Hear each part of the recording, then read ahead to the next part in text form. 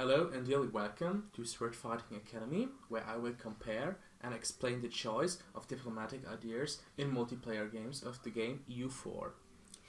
I've ranked I did 6 diplomatic ideas in 5 different tiers, as you can see, starting with 1 on trade and 5 on influence.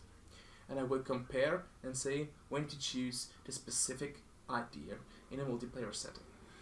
Note that diplomatic ideas are rather uncommon in multiplayer games and usually only one gets picked up. This may change in Dharma because diplomatic ideas have seen a pretty big buff this patch, and the metagame may change to early pickup of diplomatic as one of the first 4 ideas. I will start with trade ideas because trade ideas is mostly known as the strongest idea for multiplayer from the diplomatic ideas, followed up by diplomatic and exploration on the second spot. They are tied in usefulness and strength, followed up by maritime ideas, espionage on 4, and by a pretty big gap is followed by influence on 5. A short note already, never ever pick up influence ideas in a multiplayer setting. Influence ideas is by far the worst idea you can possibly pick up. It's a waste of a slot in multiplayer. I would start off with trade ideas. I think trade ideas are the best idea you can possibly pick up from diplomatic ideas. Usually trade ideas and diplomatic ideas in general get picked up early in case of exploration ideas as the first, or after the 4th or 5th idea when you are going for a cookie cutter build. So trade ideas are coming in rather late into the game, starting at around Admin Tech 18. Trade ideas offers you a great opportunity to make more income because it gives you free additional merchants and a lot of trade related stats.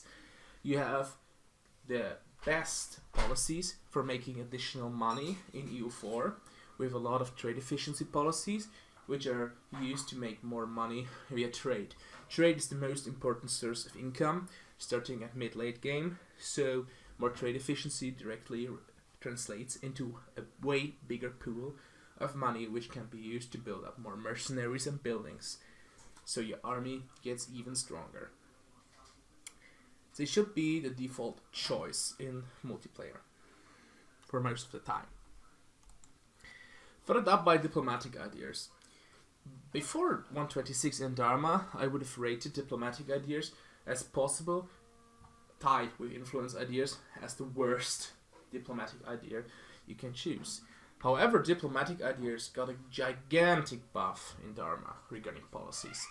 They are now fielding a 50% available mercenary policy with offensive, which makes it really strong. This could probably replace the innovative idea as the 4th idea in a cookie cutter build, because depending on the area you spawned in, for example, if you spawned in the English Channel or Genoa or maybe even Sevilla or Persia, you can probably pick up diplomatic ideas and abuse the additional mercenaries. Because with the rework of the policy system, diplomatic ideas are quite uncontested when it comes down to that. Military ideas are highly contested, and with the diplomatic one, you can add 1 on this uncontested spot, which is usually just filled up with trade efficiency to increase your money gain. Furthermore, diplomatic ideas allow you to easily take a stab hit because it reduces costs of stab hits from diplomatic actions.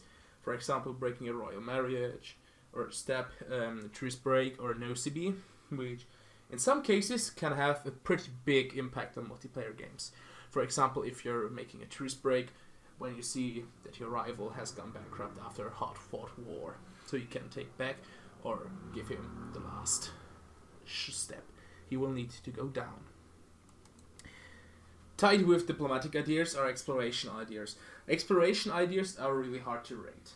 Exploration ideas, on the one hand, can be stronger than trade ideas, because if you're playing a nation, for example Portugal, Great Britain, Spain, the Netherlands, an Indonesian minor, or even a colonizing Japan, exploration ideas is a really great pickup.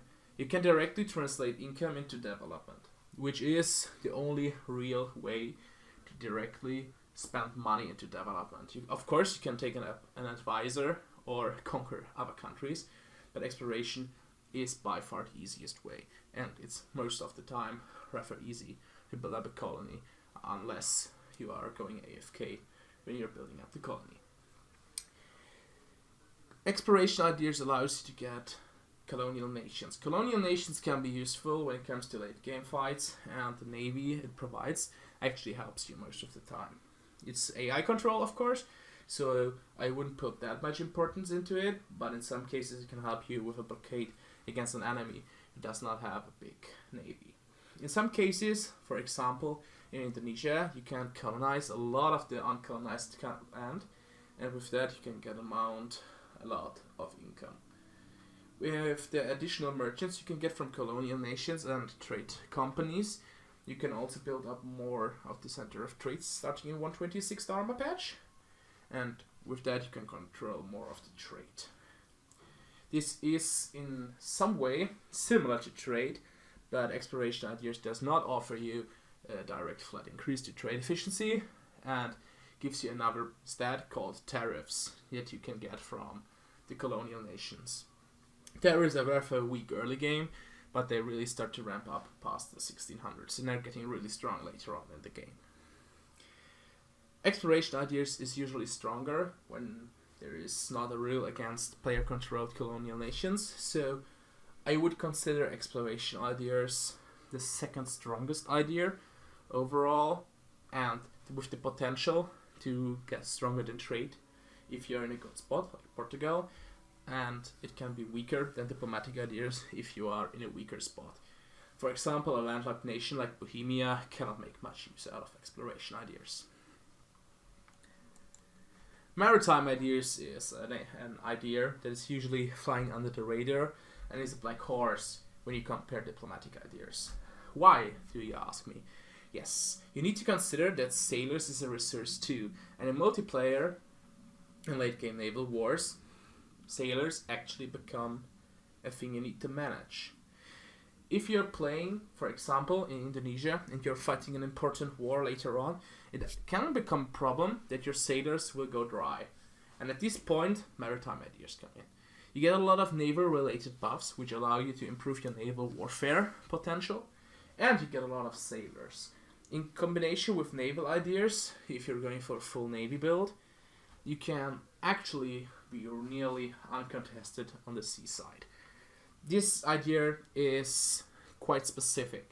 I would not recommend picking it up unless you're a nation that is heavily influenced by the naval power. For example, if you're forming Malaya, or you're playing Brunei, Majapahit, or Tidor, or Madhyas, or Cebu, for example, then maritime ideas is a strong pickup. Overall, I would recommend going against diplomatic ideas if you're not going for ruling the waves. The maritime ideas definitely has its spot, but usually I would recommend against picking it up. The fourth idea is espionage. Espionage is one of the weakest idea sets in game, even as single player, but it has some niche policies. For example, with aristocratic a 20% cavalry combat ability, which can be kind of good in some meme builds, and if you're, for example, playing QQ or Poland and you want to go for a cavalry-based army, which is not the best army, but if you're wanting to play something different, it totally has its place, because the policy itself is not that bad. I would personally not recommend going espionage in a usual game, because the buffs are usually not that good. Rebel support efficiency, for example, is something that is rather bad in multiplayer. But in comparison to diplomatic ideas, it has lost a lot of ground. And I don't think that espionage will be picked up, starting with 126 Dharma patch in multiplayer. Influence ideas. I already talked about influence ideas before, and I would totally recommend you never ever pick up influence ideas unless you're uniting the HRE and revoking the privilege. So, why is influence idea bad? Influence ideas does not have a good policy for multiplayer, and it doesn't give you any good things overall. It's like a weaker version of diplomatic ideas for multiplayer, and it's already getting outshined by every other diplomatic ideas, and diplomatic ideas are usually, as the group overall, is considered the weakest group of the three groups. Influence ideas has a really niche picking when you're playing something like the HRE, or if you want to go and make a nation or resource style with a lot of small marches in the early game, but even then I would totally advise against an influence idea. I would never ever open up with a diplomatic idea unless you're starting with exploration and you want to colonize right off the bat. Maritime ideas are usually getting overshined by naval ideas as the first idea group, so exploration is the only real viable opening idea as a diplomatic idea. Note that diplomatic ideas are usually the less taken idea group overall, so you are most likely only running one.